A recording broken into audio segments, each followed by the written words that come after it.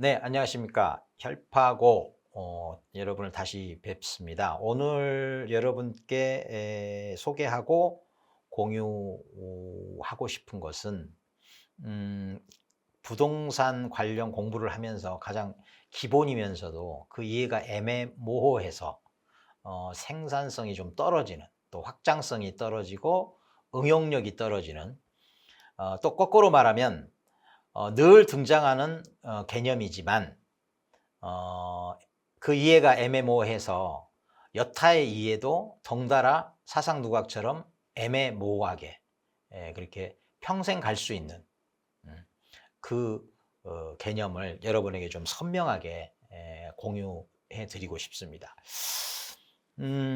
여러분 그 많은 법령들, 그러니까 부동산 관련 법령들 중에 여러분이 직접 이렇게 국가 서비스를 통해서 제공되는 서비스를 통해서 직접 조항들을 들여다보고 하면서 공부를 하고 계시는 경우는 드물 거예요. 워낙에 법이 방대하고 그래서 이제 학원이나 이런 강사들의 그 압축된 소개를 통해서 접하고 계실 텐데, 간간히 맥락이 이해가 안 될 때는 이 국가 법령정보센터 이곳에 들어오셔서 검색을 해보고 앞뒤 맥락을 이렇게 따져보는 것도 여러분의 학습에 꽤 도움이 됩니다. 계속 누적되는 그 애매모호함보다는 한 번쯤은 내 스스로 이해, 이해된 맥락하에서 들여다보는 것이 너무너무 필요하다. 그래서 여러분, 직접 여러분과 함께 오늘은 제가 그런 경험을 함께 여러분을 동행하면서 해보고자 합니다. 예, 제가 지금 띄워놓은 것이 여기 법제처 국가법령정보센터에 들어와 있습니다. 그리고 그 안에 지금 보려고 하는 건축법을 검색에 이렇게 치고 검색을 누르면 이렇게 건축법, 그리고 건축법 시행령, 그리고 시행규칙, 이렇게 늘 3개가 뜨죠. 그 중에 이제 가장 기본 법에 해당하는 건축법을 클릭해서 띄웠습니다. 화면이 좀 작을 것 같아서 키우는데, 폰트는 되게 2번 정도 클릭하면 뭐 최대치가 된다고 안내가 됩니다. 이렇게 대개 법은 총칙부터 시작해서 대개는 제2조 정도 가면 이 정의 부분이 등장을 합니다. 그 안에 쭉 내려가면 이 건축법에 그 안에서만 통용되는 이 약속된 의미들이 정리가 되어 있습니다. 쭉 내려오시면 여기 보면 건축물의 용도라고 들어보셨고, 여러분 제가 이제 머릿속에 염두에 두는 건 막 시작한 학습자들이 아니라 여러 번 공부했는데도 불구하고 지금도 뭔지 몰라서 한 번으로 끝내지 못한 시도를 자격 취득을 위한 그 도전을 2번 이상 하고 계신 분들에게 직접적으로 도움을 주고자 하는 노력이니까 처음 경험하는 분들은 오히려 더 어려운 설명으로 다가올 수 있습니다. 저의 강의는 타겟이 그 N수생들입니다. 그 점을 좀 이해를 먼저 구하고 설명을 이어가겠습니다. 여기 보면 건축물의 용도 해가지고 그 종류 여러분 이미 보셨을걸요.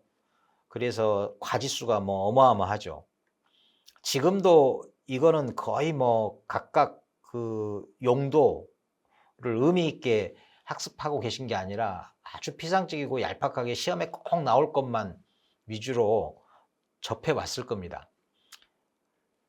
그럼에도 불구하고 여기 한번 보십시오. 1번 단독주택, 2번 공동주택.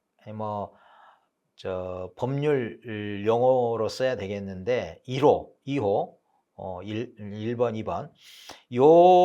지금 오늘 이걸 이제 설명 말씀을 드리려고 하는데, 요게 구체적으로 이 대통령령으로 가면 요 29가지 이상으로 세부 분류가 되어 있습니다. 그래서 대통령령으로 가면 거기서 별표를 참조하라 이렇게 되어 있고, 별표를 참조하게 되면 화면을 좀 키워볼게요. 키우고 내부 화면도 좀 키워서 이렇게 보죠. 여기에 보면 용도별 건축물의 종류 이렇게 되어 있습니다. 그리고 그 안에 단독주택 있고요. 그리고 바로 그 다음으로 또 얼른 넘어가서 보시죠. 공동주택이 있습니다. 물론 3번도 나오겠죠.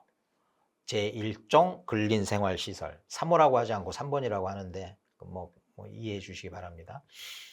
자, 다시 이 단독주택이 있고 아까 2호에 공동주택이 있었습니다. 그러면 여러분 일단 단독주택, 공동주택을 1호와 2호를 크게 분류할 수 있어야 되겠죠. 그런데 여기 가목에 단독주택이 또 있습니다. 여기 가목을 보면. 그러면 이 단독주택과 이 단독주택은 또 어떻게 이해를 달리 해야 하는가? 일단은 큰 분류부터 아셔야 되지 않겠습니까? 이 단독주택과 이 공동주택의 큰 분류. 이거는 일단 여러분 그 소유권이라는 거, 소유 개념 아시죠? 민법에 가면은 물권 쪽에서 가장 처음 다루는 그 물권 중 하나가 소유권 아니겠습니까? 그 소유권이 오직 1인에게 소속 보유돼 있으면 그것이 곧 단독주택입니다. 그러니 공동주택은 어떻게 이해될 수 있겠습니까? 여러 사람에게 소유권이 나뉘어서 구분되어서 소속되는 거, 보유되는 거, 소지하는 거, 이런 이게 이제 공동주택이 됩니다. 그런데 1인 소유의 단독주택 안에도 다시 단독주택이 있고 다중주택이 있고 다가구 주택이 있습니다. 그러면 이들은 어떻게 구분되는가? 물론 공간이야 뭐 그 사전을 찾아봐도 금세 분류되는 것이니까 이 제외하고 이 단독과 다중과 다가구를 어떻게 구분을 할 것인가? 이 부분입니다. 일단 이 모든 것들은 소유는 1인에게 귀속된다. 그리고 그 안에서 여러분 요 다음으로 넘어가려면 이제 세대 개념을 아셔야 되는데 이 건축법에서 세대는요 독립취사, 부엌이라고도 하죠. 이 독립취사를 기준으로 해서 공간이 하나가 꾸려지면 그걸 1세대라고 합니다. 공간 개념입니다. 건축법이니까 물리적인 개념이죠.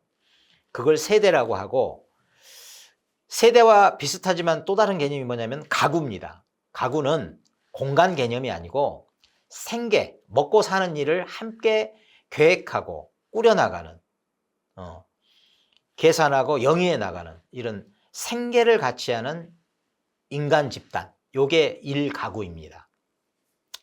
뭐 가족이 될 수도 있겠고 1인 1인이 될 수도 있겠고 그래서 1세대, 1가구에 이 구분을 품고 있지 않으면 자연스럽게 당연히 이 다중, 그 다음에 그 앞에 단독, 그리고 다가구까지 이 가장 근원적인 분류를 해내기가 어렵죠.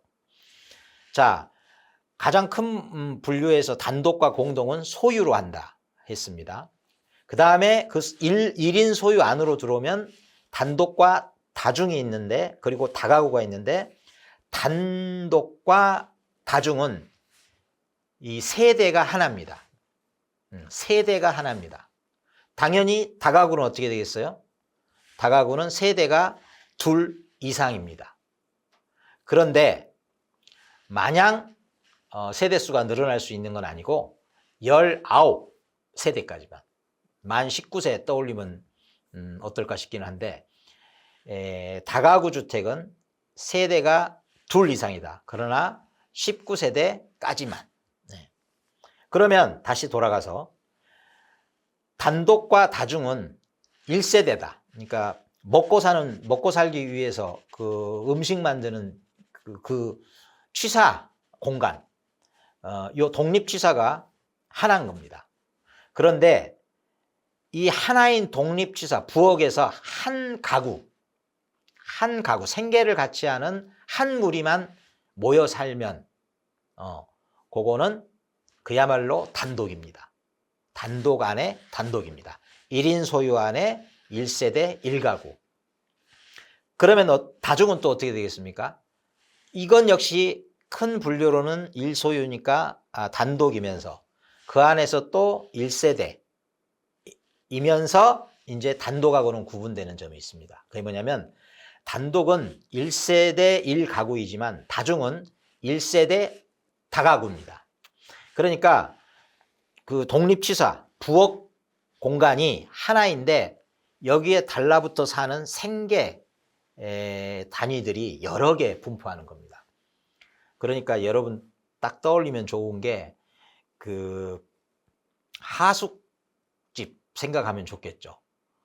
하숙을 위해서는 취사 공간이 부엌이라고 할 만한 것이 한 곳에 있으면서 또 각 그 공간을 달리하는 그 남남인 여러 가구들이 함께 거기서 먹고 살고 지내는 거죠. 그게 다중입니다. 그러면 자, 1세대 1소유 1세대 1가구는 단독, 1소유 1세대 다가구는 다중. 자, 그러면 넘어가서 다가구는 어떻게 된다고 했어요? 다세대. 그러니까 2세대 이상입니다. 그러나 다세대이긴 해도 19세대 이하 이렇게 되는 겁니다. 그리고 여기서 한 가지 주의할 것. 다가구에서 다세대일 때 이 다세대는 세대라고 말하지만 세대가 세대 같지 않은 세대입니다. 공동주택으로 넘어가려면 세대가 세대다워져야 됩니다. 그런데 아직은 이 단독주택으로 분류되는 다가구에서의 다세대는 소유권이 없는, 따로따로 세대별로 소유권이, 구분된 소유권이 없는, 구분 소유할 수 없는 그런 다세대입니다. 그러니까 모자란 다세대. 이게 다가구입니다. 그러니까 여러분, 저기 공동주택으로 넘어가서 다세대가 바로 이제 등장을 하는데 이 다세대와 다가구의 차이는요, 세대가 둘 이상이에요. 그런데 본질적으로 이 세대가 세대답지 않은 세대면 다가구, 세대가 소유권을 갖는 각각의 세대에서 세대가 세대다우면 이제 공동주택으로 넘어가서 다세대, 그야말로 다세대 이렇게 인정이 되어 분류가 됩니다.